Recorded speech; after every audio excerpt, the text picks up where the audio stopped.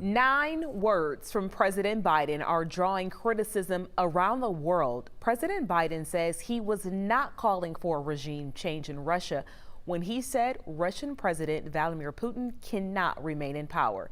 NBC's Bree Jackson is in Washington as the Biden administration tries to walk back the president's comments. President Biden says he's not calling for a regime change in Russia. Mr. President, were you calling for regime change? No. After making this comment about Vladimir Putin during a fiery speech in Poland Saturday. For God's sake, this man cannot remain in power.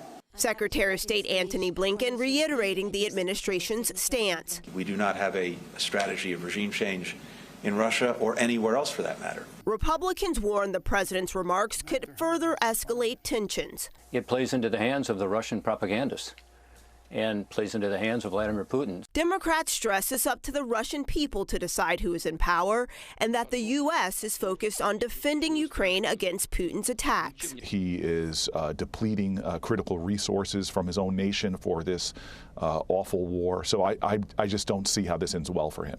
U.S. officials say Russian forces are struggling to make progress in the first month of the conflict, forcing them to scale back on their military goals. But there are concerns that battlefield failures will lead to even more aggression from the Kremlin. There are no red lines for Putin and his cronies. Ukrainian leaders say they are ready to negotiate an end to the war, but won't surrender.